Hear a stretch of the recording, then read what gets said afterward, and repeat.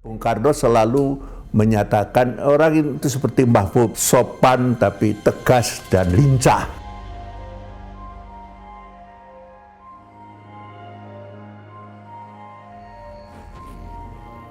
Tiga tahun setelah kematian Mahbub, Soeharto lengser. Menyusul kemudian reformasi politik di Indonesia, ide-ide Mahbub Junaidi tentang demokrasi, pembatasan masa presiden, sistem multipartai, pemilihan legislator berdasarkan suara terbanyak, dan penegakan hak asasi manusia terlaksana. Ide Mahbub agar Indonesia menjadi negara maritim pun akhirnya menjadi tulang punggung orientasi pembangunan nasional pemerintahan saat ini, khusus untuk Nahdlatul Ulama atau NU. Idenya agar NU mendirikan partai politik melalui konsep Hitah Plus terwujud.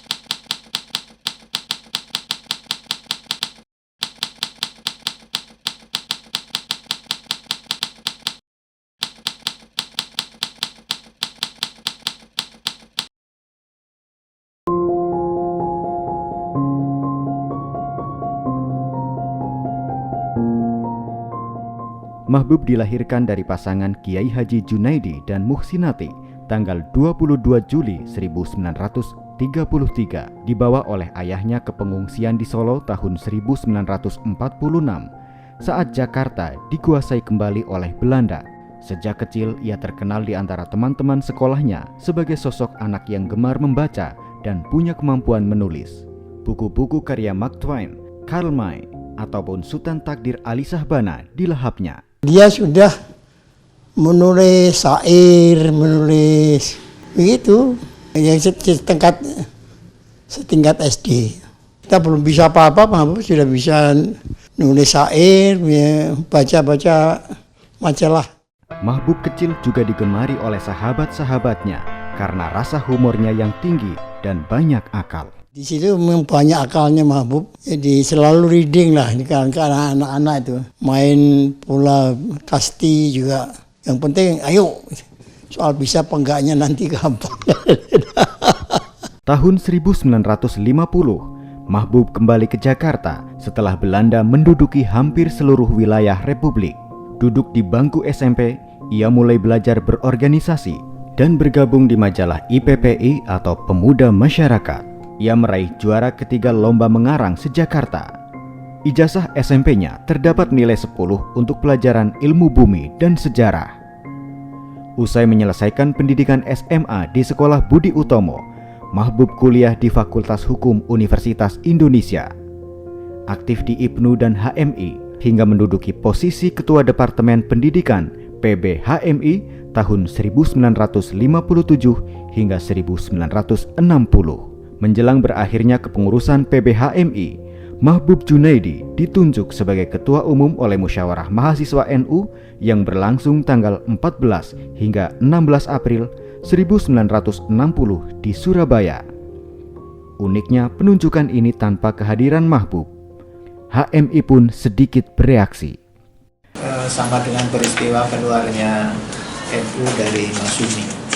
Jadi ada kelompok Islam tradisional atau santri dengan kelompok Islam modern yang pada waktu itu Mahbub berada di HMI itu. Dan itu ada tuntutan, ya ada karena secara kultural tidak pas, jadi mungkin gelisah gitu ya.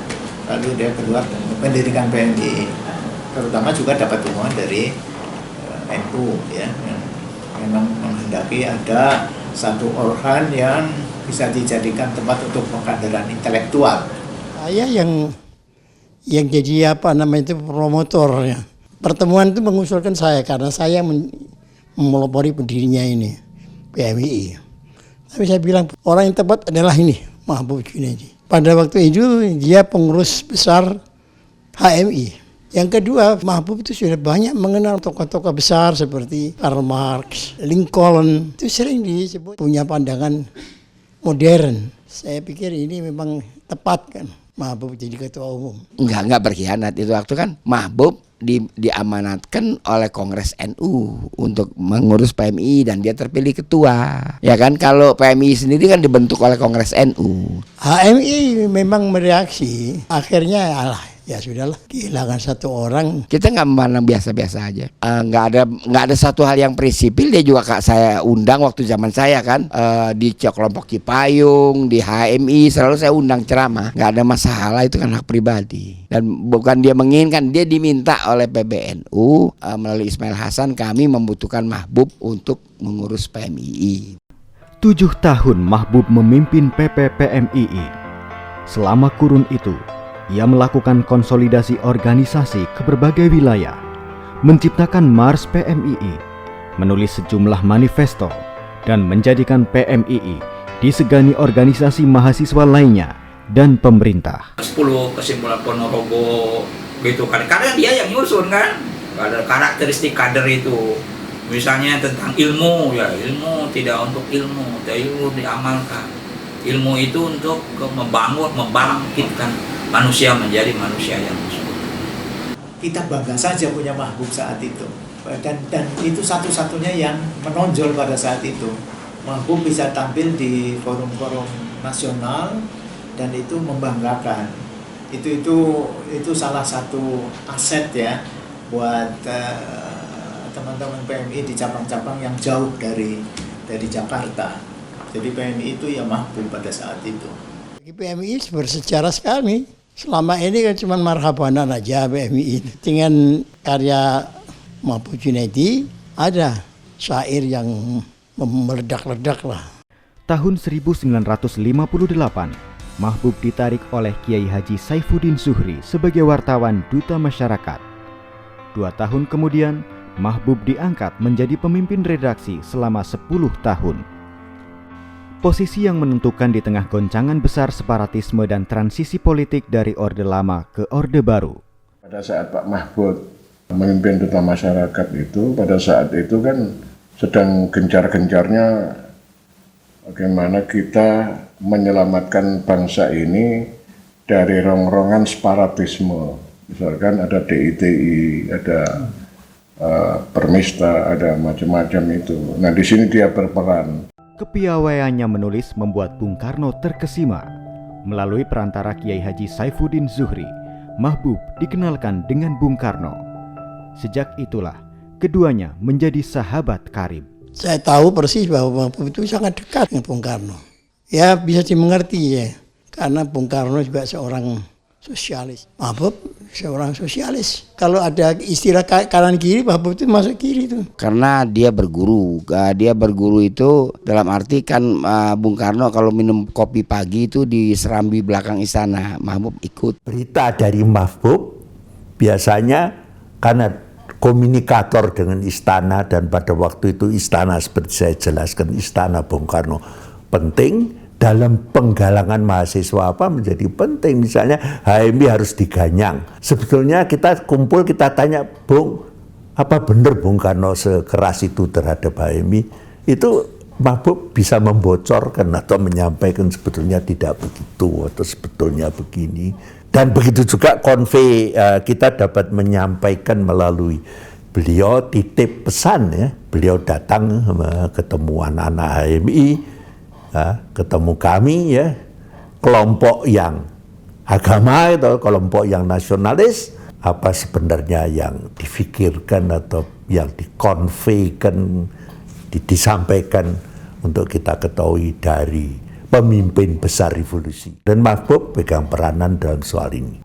Meskipun dekat dengan Bung Karno dan memiliki kesamaan visi, Mahbub tetap menjaga nalar kritis dan sikap objektifnya. Mahbub dengan keras menulis penolakan Indonesia keluar dari PBB dan membentuk New Emerging Force. Ia juga kritik gagasan Bung Karno terkait pernyataan bahwa Indonesia sebagai negara agraris. Dia mengkritik bahwa Indonesia ini bukan negara agraris. Indonesia itu negara maritim. Jadi ketika Bung Karno pidato dia menyebutkan Indonesia sebagai negara agraris, dia koreksi.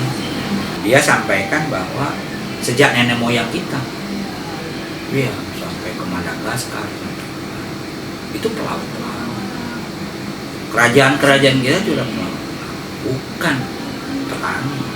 Yang membuat Indonesia bersatu, negara pulau itu karena kita punya jiwa maritim. Jadi mungkin ada salahnya juga kita mencap, ya kita lama dijajah karena kita diperlakukan sebagai budak, sebagai hamba, sebagai orang-orang petani, kuli. Kalau orang maritim nggak bebas. Bung Karno juga menurutnya, dia menerimanya bahwa itu betul. Karena pertimbangannya bukan emosi, tapi Mahbub itu juga mempertimbangkan kondisi ekonomi. Gimana Indonesia membiayai New Emerging Forces, membiayai dirinya sendiri aja nggak ada duit. Itu logis. Kata-kata manusia seutuhnya itu yang dikutip Bung Karno, saya bisa tanda tanya, apakah dari mana? Menjelang jatuhnya Bung Karno, Mahbub berada di barisan luar kelompok Subhan ZE yang ketika itu menjadi bintang politik NU. Mahbub dalam tanda petik minggir, dalam arti meminggirkan diri dari gerakan anti Soekarno. Karena itu banyak ketidaksamaan pikiran dengan Subhan. Subhan sendiri itu juga punya kader sendiri. Kader yang ya dia bina sendiri seperti Mak Zamroni, Umar Basalim, banyak lagi ya. Mahbub nggak mau ikut-ikut itu. Banyaklah masalah-masalah psikis yang membedakan dia dengan Subhan.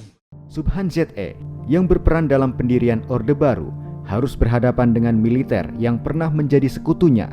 Ia kritis terhadap penyimpangan berupa perilaku koruptif dan tindakan nepotis rezim Soeharto. Ia akhirnya tewas dalam insiden kecelakaan mobil saat berada di Saudi tahun 1972. Wafatnya Subhan membuat NU tidak kehilangan intelektual kritis. Mahbub Junaidi tampil mengisi kekosongan. Sikap kritis Mahbub semakin keras menjelang pemilu 1977 dan turut memantik terciptanya gerakan mahasiswa 77-78. Kampus-kampus itu orang sering menyitir apa yang ditulis oleh Mahbub. Dia kritis terhadap kepemimpinan Pak Harto, begitu ya Mahbub. Jadi Pak Mahbub selalu melihat ini negara sudah nggak demokratis lagi. Gimana kekuasaan menambahkan demokrasi? Partai sebetulnya cuma satu, Golkar. Yang lainnya itu adalah bonsai. Jadi semua dikerdilkan dalam sebuah sistem. Tapi Pak Harto menyebutnya inilah demokrasi. Orang dipaksa untuk melakukan pemilu 5 tahunan, tapi sebetulnya itu kebohongan aja. Dan Pak Mahbub kritis terhadap persoalan-persoalan begini. Masa jabatan yang tidak terbatas itu menurut dia juga menghambat proses demokratisasi, terutama menghambat kedaulatan rakyat untuk diekspresikan dalam memilih calon pemimpin. Tapi kan ditafsirkannya itu melawan.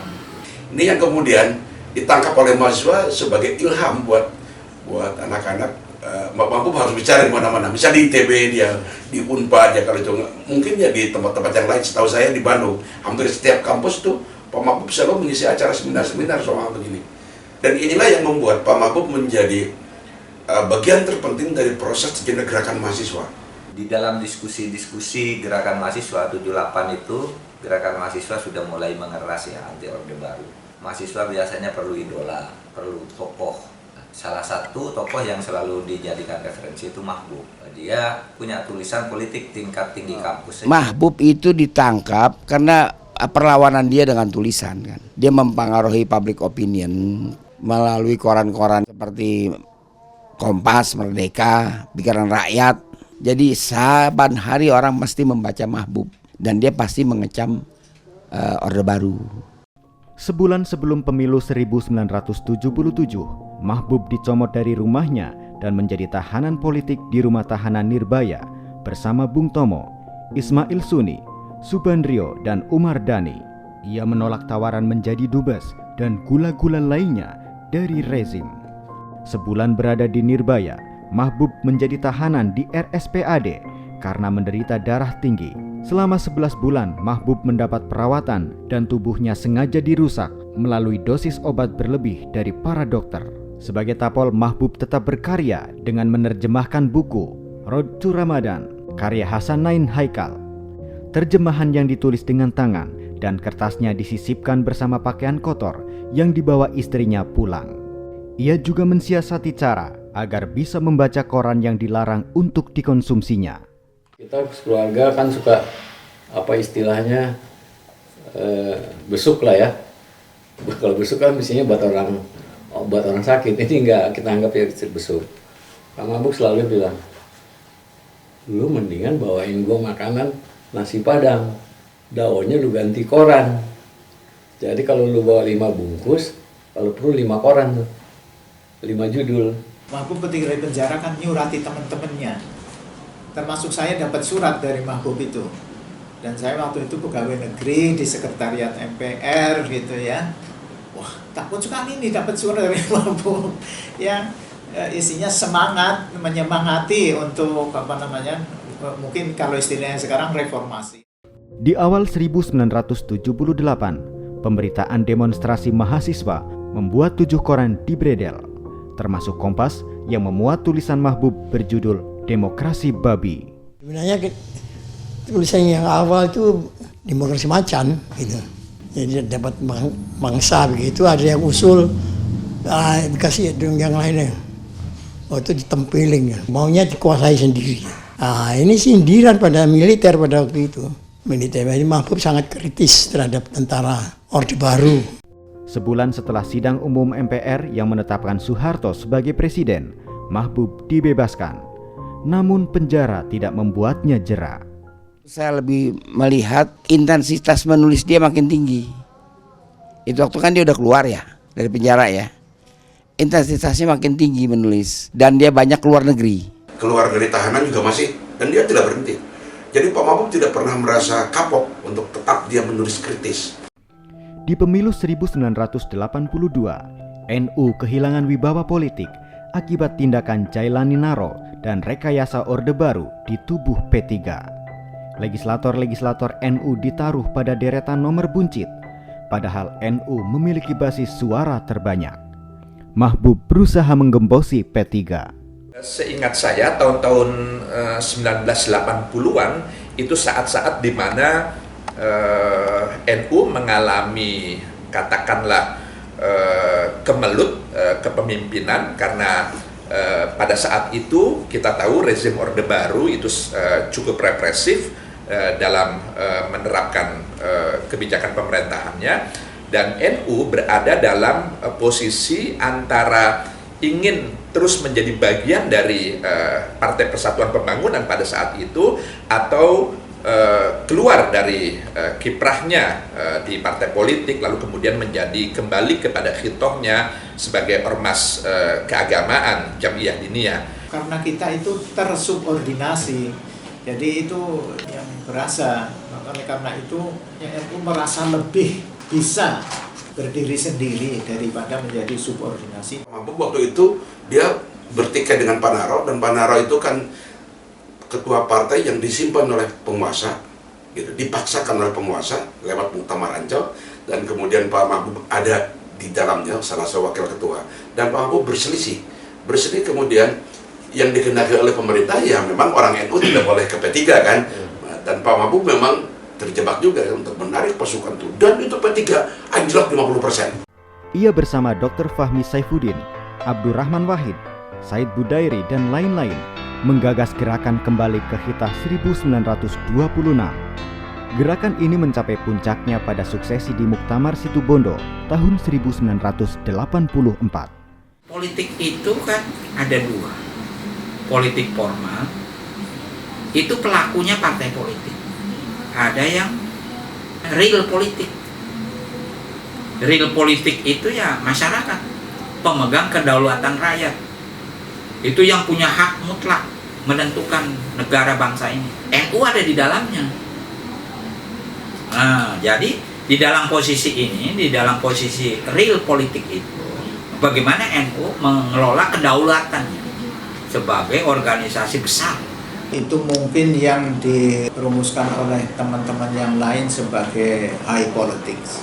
Jadi bukan politik praktis, bukan politik, tapi mewarnai kegiatan politik. Belakangan, Mahbub menginginkan bukan hanya NU keluar dari P3 dan menjadi organisasi keagamaan. Ia mengenalkan konsep Hitah Plus. Baginya, NU harus tetap berpolitik dengan mendirikan partai politik. Ini logika yang ekstrim mengingat Undang-Undang Pemilu dan rezim Orde Baru yang memaksa adanya penyederhanaan partai. Pak Mahbub adalah orang yang dia ingin menghendaki NU keluar dari P3, tapi tidak dalam artian lalu kembali ke Hitah murni, tapi ke Hitah Plus ketika itu istilah beliau, yaitu NU menjadi partai politik itu sendiri karena dia merasa bahwa NU memiliki kekuatan yang luar biasa yang semestinya tidak harus menginduk kepada P3 tapi harus membentuk partai politik sendiri. Sementara ulama-ulama yang lain termasuk yang juga dipelopori oleh Gus Dur dan yang lain itu menghendaki agar NU betul-betul kembali ke Jam'iyah Diniyah sebagai ormas keagamaan dan tidak menjadi partai politik. Saya kok tidak melihat Mahbub itu anti partai politik. Nah itu ya. Jadi Mahbub sama sekali tidak anti partai politik. Menurut dia demokrasi tidak mungkin tanpa partai politik.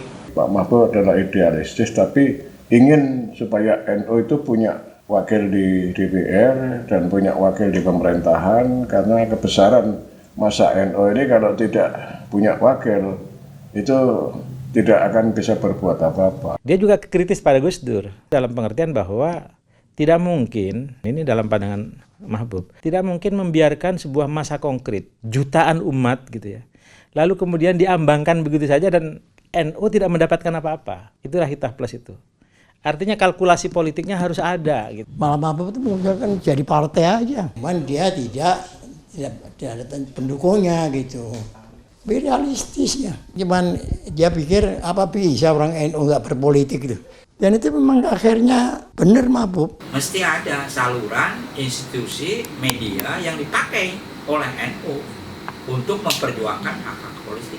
Ternyata berikut kan betul orang-orang NU dari partai. Tapi dijelaskan semua oleh Ki Ahmad, Munas dan Kombes di Cilacap gitu, tahu bahwa NU kembali ke Hitah bukan berarti melepaskan aktivitasnya di bidang politik, bukan begitu. Tapi politik di sini adalah politik kebangsaan, politik kenegaraan, bukan politik praktis. Prinsip bahwa setelah NU kembali ke Hitah, maka Pak Mahbub pun sam'an wa ta'atan terhadap putusan itu. Akibat kesehatan yang terus menurun, menjelang dan awal tahun 90-an, Mahbub lebih banyak menghabiskan hidupnya sebagai penulis.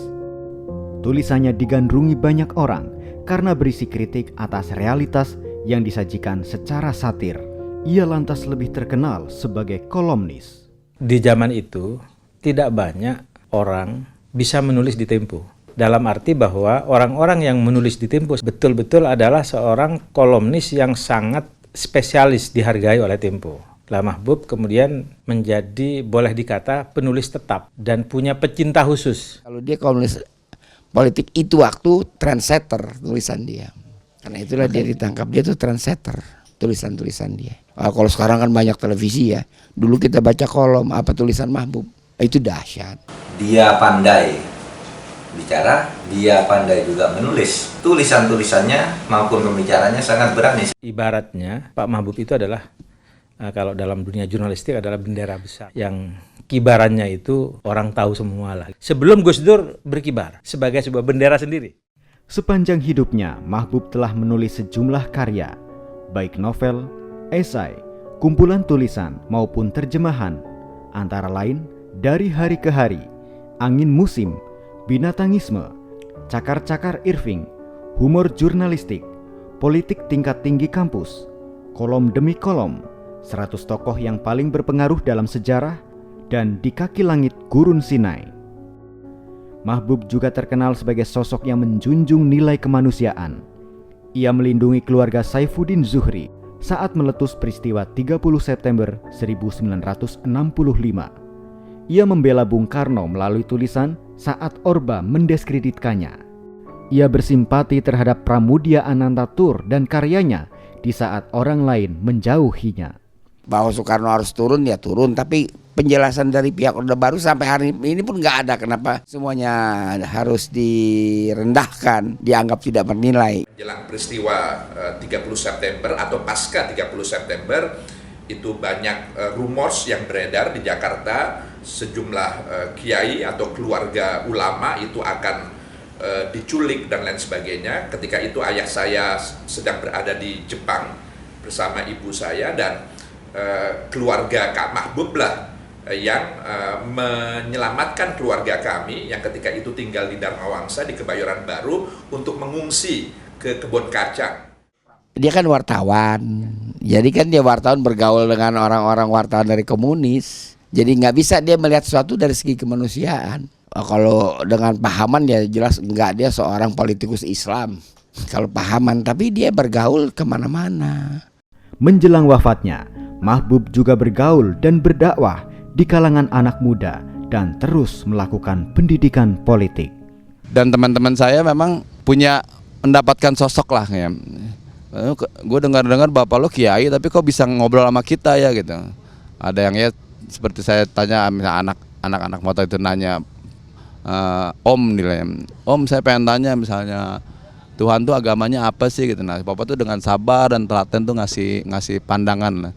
Awal-awalnya gitu, lo kalau mau bandel yang keren gitu, jangan bandel yang kecil-kecilan gitu, kira-kira gitu. Nah anak-anak tuh termotivasi. Dia zaman Orde Baru pun sama tukang warteg dia tetap hajar Orde Baru. Dia hantam Orde Baru sambil makan itu. Kenapa nasib lu begini, Mas? Ya kan? Kenapa nggak berubah? Lu tahu nggak ini lantaran politik Orde Baru? Ini pendidikan politik. Jadi dia orangnya sangat menghargai hak orang. Dia itu orangnya lurus, dia orang rasional, dia orang bersih, saya nggak suka korupsi. Dan menginspirasi banyak orang.